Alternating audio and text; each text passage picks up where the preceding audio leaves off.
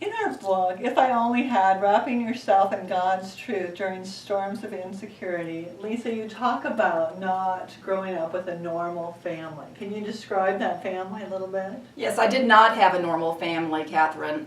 It started when I was born. My father passed away suddenly 2 months before I was born, and my mother, never recovered from that death. She had troubles with mental illness, addictions, and she was on heavy-duty prescription meds. So when I grew up as a little one, she was very disengaged from me. I felt very lonely. I felt just unloved.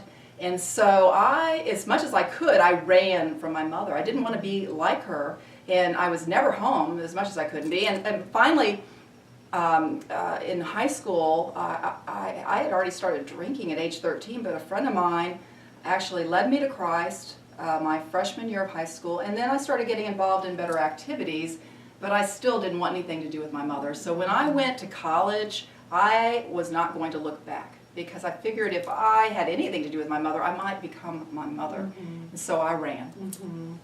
How did you end up coping with this? Well, I was a very overachiever, I would call myself, and so I went after a television sportscasting career before it was really popular, and I was very driven. Even though women weren't involved in sportscasting that much when I went into it, I was determined. I thought it was a good thing, and so I went after it with everything I had. And so I did. I made it to the national arena for HBO Sports, and went to New York City, which was the #1 market in the country, and I really had very little to do with my mom during those years. And so you were going along, but at one point I guess you turned it around. So tell us about turning it around. Well, as I said, I was at the top of my career nationally and in New York City when one day I did not get renewed on either of my contracts. Either HBO or MSG. I went from 6 figures to 0. And I began to question God and blame God for what happened. Why would you take my career away from me? Even though I hadn't really been connected to Him since high school when I accepted Christ. For 17 years I wasn't following Him, reading the Bible, anything. And so He didn't answer me right away. But then when I started actually getting involved in a church and doing Bible study and spending time in prayer, that's when He said, Lisa, I gave you this national platform to glorify me and you didn't do it. So I had to take it away from you to get your attention. So I said, oh, I'm so repentant, Catherine. I got on my knees and I was crying and I said, Lord, if you give me another opportunity in sportscasting, not only will I give you my career, I'll give you my life. And of course, what was the first order of business that He had for me? And that was to go back and honor my mother.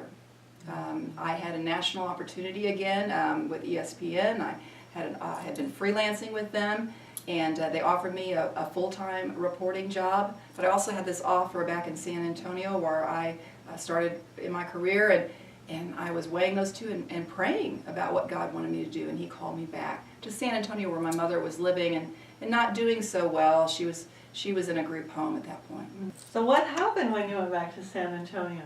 Well, I went back and, as I said, I honored my mother for the first time in my life.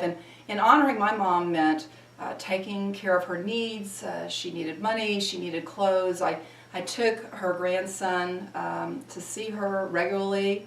And during that time, I was doing it as obedience to God at first. But during that time, I realized how much God had forgiven me of in my life, and all those 17 years that I didn't follow Him and all the different sinful things that I did.